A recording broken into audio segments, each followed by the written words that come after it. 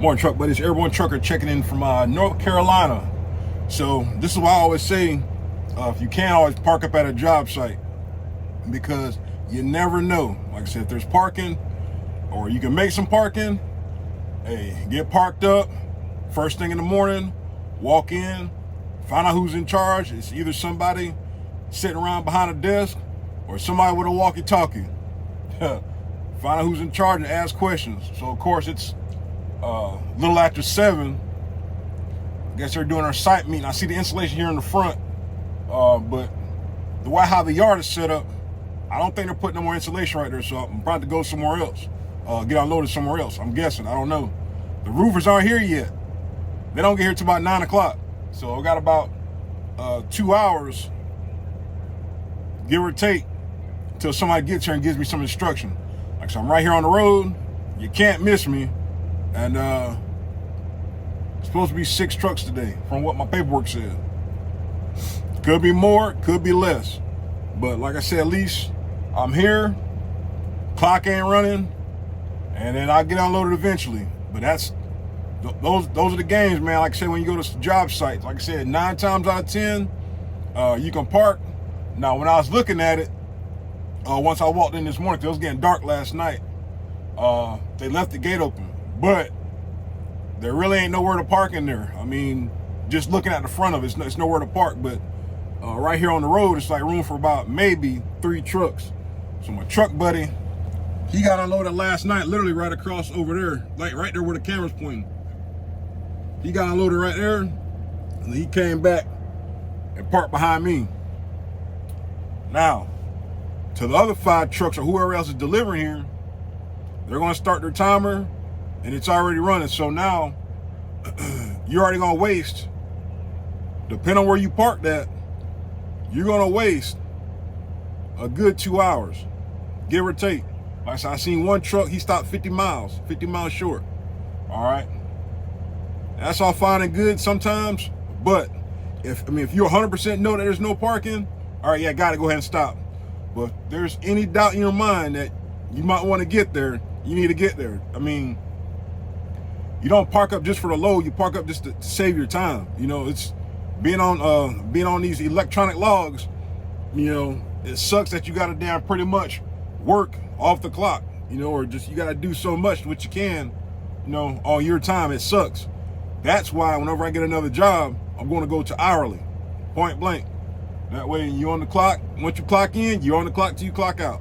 All right, you get paid for all your time. So we're just gonna sit here and wait. Like I said, 9 o'clock, and I know when the roofers get here, because you can't miss that damn truck that's got the Moffett on the back. And I don't know, but like I said, there's a whole bunch of insulation in the front, and they don't honestly have nowhere to put it in the front. So I can only assume it's gonna go somewhere else. Matter of fact, look at my paper. It says building A and C. So I don't know what building that is right there, but either or you still can't park to no way. There's like a road that goes past that lift right there, a little single lane road, but that's about it. So I don't know, but like I said, at least, you know, I didn't stop, and had to start my timer in the morning. Now, say if you get to it, like there's a place, a job site or somewhere that says no parking. Once you get within 30 miles or less, start looking around, start hunting to try you find a place to stop. Because once you're 30 miles out, it's like, okay, bam, found one spot, I can stop here at the rest area. Or then keep getting closer and closer. You just make mental notes of where you've seen parking at. Now, if there was like literally legit no parking here, like I said last night, right down this hill, you're on the road, but you're not on the road. It's a big old shoulder. It's a big enough shoulder for like 2 trucks. So if I couldn't have parked here on the side, I just would have turned back around somewhere or made a loop back around, because it goes in a big old circle, or yeah, big old box rather. And I would have parked down there on the road. I would have down stayed there, walked up here. Like I said, it ain't that far. Ain't nothing but a little bit of exercise. Walked up here, got the lay of the land, ask questions, and then pull up here to get unloaded. So those are things you got to think about. You got to think outside the box when it comes to time management and just trying to get unloaded first thing in the morning and doing stuff safely. Now, there's a safety message that came out fleet-wide. But the thing is, usually when it's not a fleet-wide message, it says fleet-wide. So a safety guy says a message. It's a long message. Like it says, I know you just got in your truck. And I remember that message from when I first started. Even though it's been years ago, it's the same exact message, about, take your time thinking about what you're doing.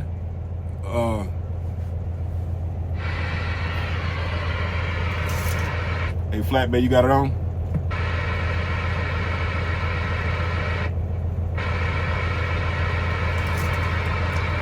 Now, this guy that pulled in behind me,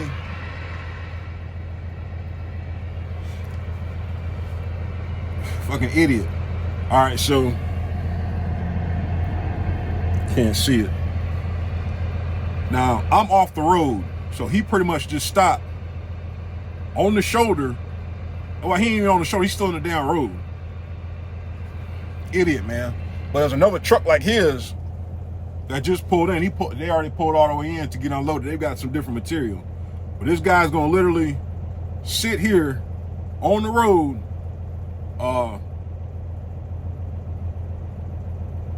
and block traffic. Yeah, sometimes you can stop, put your hazards on. Okay, got it. But you're on a damn curve.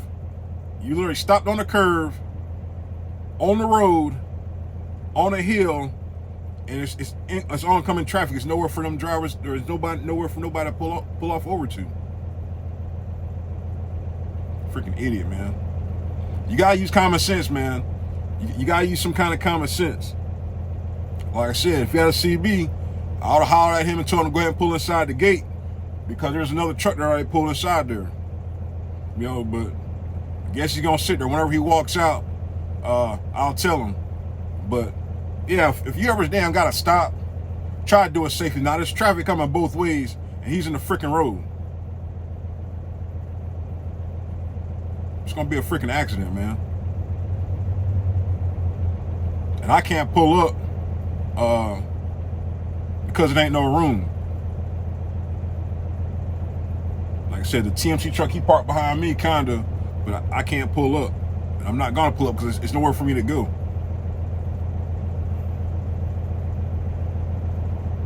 Guys will use no damn common sense, and he just gonna sit there too.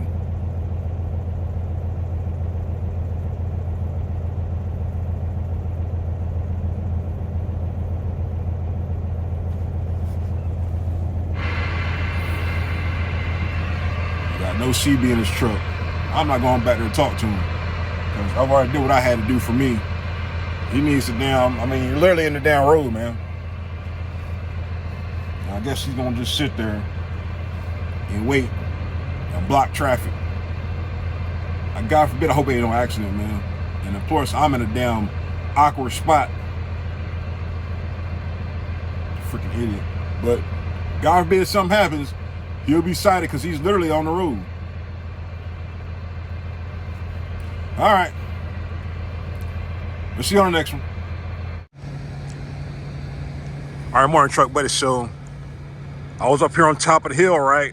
All right, so that's why it's important that you follow your dispatch instructions and you wait and ask questions. When in doubt, stay in your truck, get out of your truck, walk around, because it's easier for you to walk around and get answers for your questions instead of driving your truck. I'm gonna tell you how here in a second. All right, so the guy told me to wait on the road. I waited on the road. There's like some hardball right here. I pulled straight in. You can't miss it. All right. I seen the crane come in, so like I said, you never know.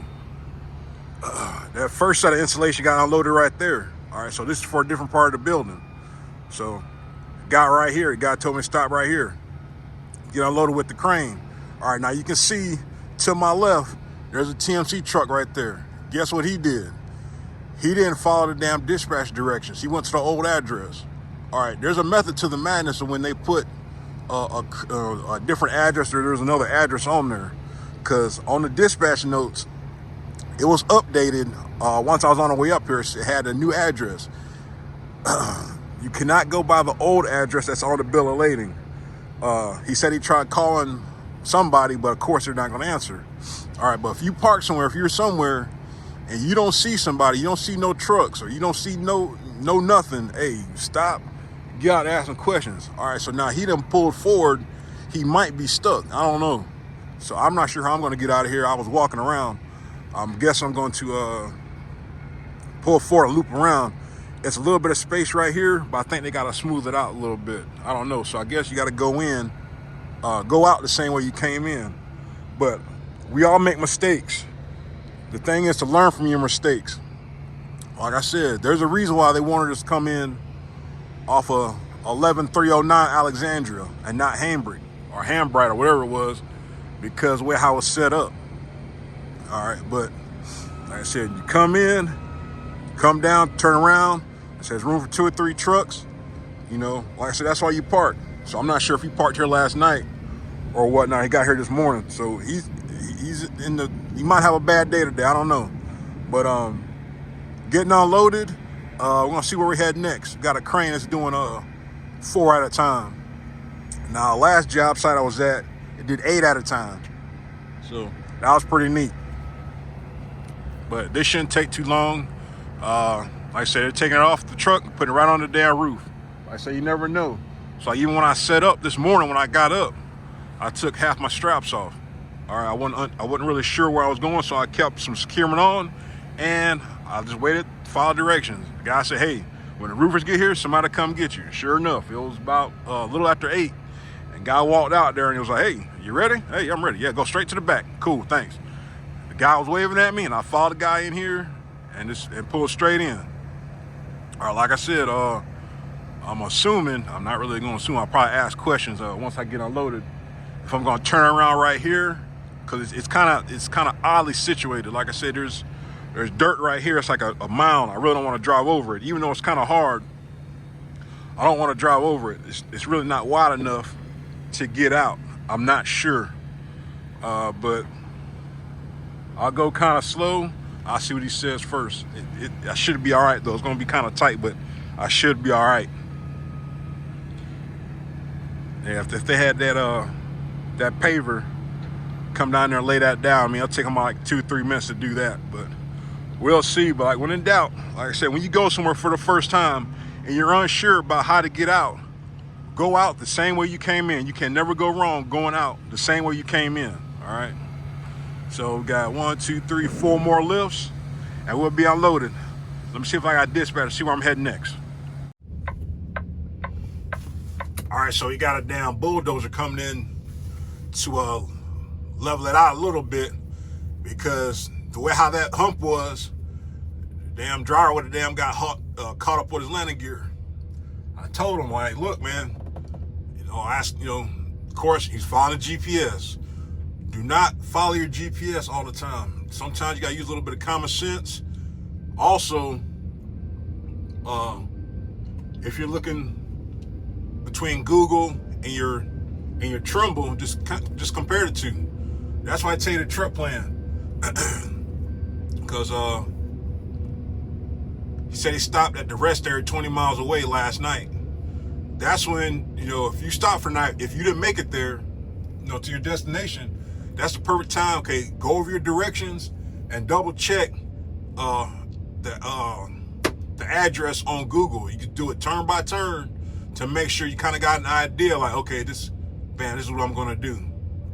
Because I'm telling you, man, it can save yourself a big headache. Luckily, you shouldn't get stuck out here. It's too much heavy equipment out here to get caught up. But you kind of want to make sure you damn alleviate that stuff by just following your damn dispatch directions and special notes. All right. Like I said, he turned at that first left, and he should have kept going. Went to the stoplight, come to the stoplight, take that left, and then you'll be on the road that I was on this morning, and you drive in. Like I said, it got set up like this for a reason. All right, so he said he tried calling and nobody answered, but that's what's gonna happen when you go to a job site. 9 times out of 10, 8 times out of 10, them jokers ain't gonna answer. All right, so best thing to do, like if you can, use this a damn cell phone, just text them first if you got any doubts. But that's why I drove up here last night. Like I said, I had myself an out, and I'll be good to go.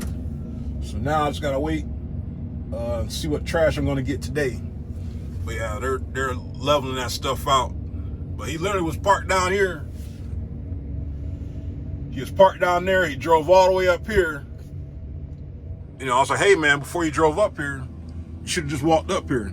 So when I talked to the engineer, and the engineer said a truck was just back here. Yeah, that was that fuel truck that you was blocking. You know, sometimes, somebody can tell you something, but you're the pilot of this ship. Pilot, no, you're the captain of this ship. All right, so, but things happen, no big deal. You live and learn. Time for breakfast. All right, so that was uneventful. I got loaded, got turned around. Kind of suspect back there, but got turned around. My other truck buddy from last night, he was parked right here where I'm at, so he got probably dispatched first thing this morning. So my other truck buddy that's back there getting unloaded right now, good thing for him is the way how it's set up in theory,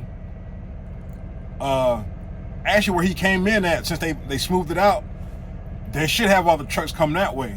That way it's just a long line. Depends on how many trucks you're supposed to have. So it was me and him, that's 2. There should be 4 more trucks. So if they come from that way, from the old address, it kind of makes sense. I mean, they'll be able to make an assembly line. But they follow the dispatch directions. The next truck that pulls in, they're gonna have to wait because the truck buddy right now is getting unloaded. He'll be in the way. It's kind of like it's on like a one lane. It's kind of sketchy. So, but that's why you park up, man. You just never know. So he stopped 20 minutes short, or 20 miles. I can't say 20 minutes. So that 20 miles, driving through Charlotte, and then he had to wait an hour. So like I said, he's already eaten up 2 hours of his clock already because he didn't park up last night. And he still has to wait to get dispatched. He might get something right away. He might not. But you live and learn, man. Like I said, it comes with the territory. I mean, I still make mistakes, but I try to keep them at a minimum because you just never know. All right. But now we wait.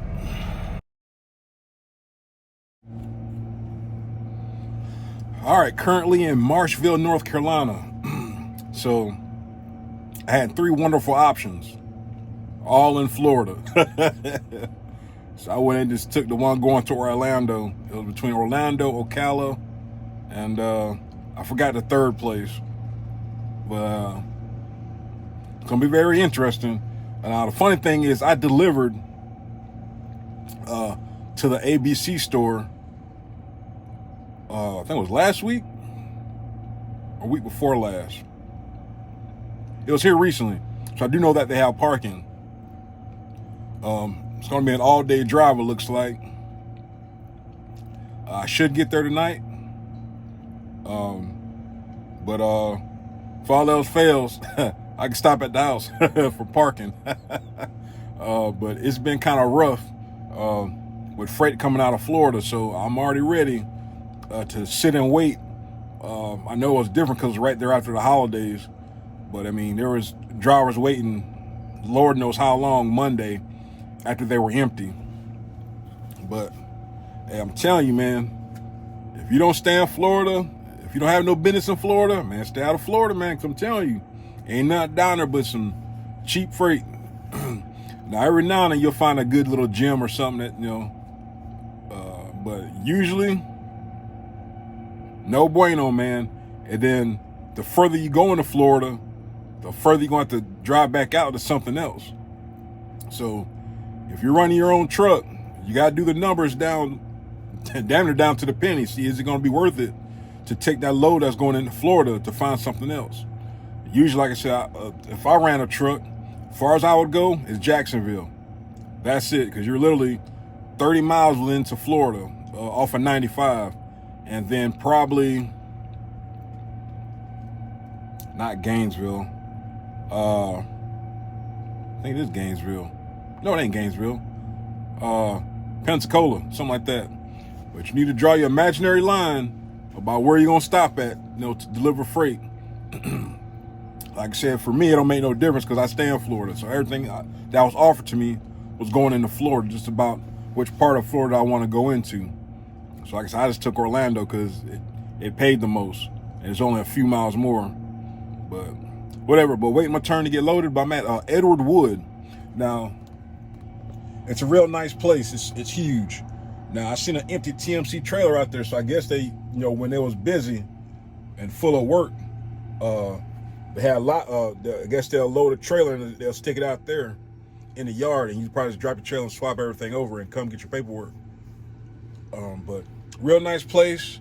You checking at the guard shack. They tell you where you're gonna head. You take that left, follow the dirt road, and follow the signs. Real nice place. Real nice people. Lady asked me if I ever been here before. I was like, no, ma'am. And she was like, she walked me through the kind of facility a little bit, showed me where I was gonna get loaded at, showed me where the bathrooms were. They got a break room, vending machine with snacks. Said it takes debit card. There's plenty of bathrooms, filtered water. Really nice place. But for whatever reason, they don't allow overnight parking. I seen it, but I didn't read the entire sign. But I can only guess it's a liability issue because it's tons of room out here. But they got their rules for a reason. But rather than that, it's good to go. Waiting my turn. It's been about an hour. It's going to be about an hour until I get loaded. 36. I think I actually been waiting for an hour. Almost. 20. I'm waiting about 40 minutes, but there's a truck already in there being loaded, and they only load one at a time. I got to tarp it.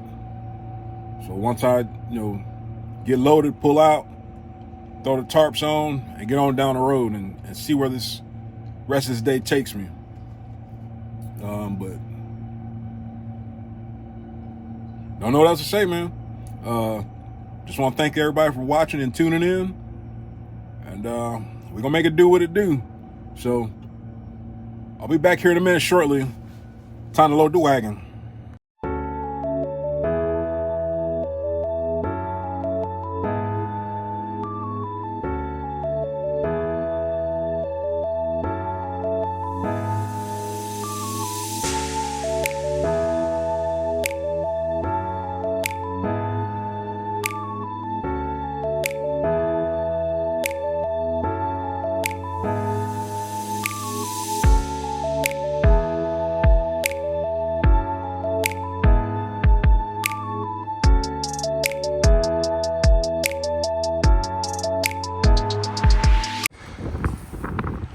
All right, now this is the first time in a long damn time I had to use 3 damn tarps. Now, I could have kept fighting with it and fighting and try to readjust, but the wind was blowing. But I literally only needed about a foot. Probably wasn't even a foot to cover that. So of course, when I put the steel on there, I put it on there long ways, and the drop wasn't long enough, so I had to take it off and turn it. All right. Just take the damn time, just do it right the first time. You ain't gotta frick around and mess with it, dick around with it down the road, because you try to damn save 30 minutes. All right, so like I said, that's the first time I used 3 tarps in a long time. Hopefully it'll be the last for a while. Good grief, man. That was a damn workout, man. Like I said, you only get paid to tarp once. That is crazy.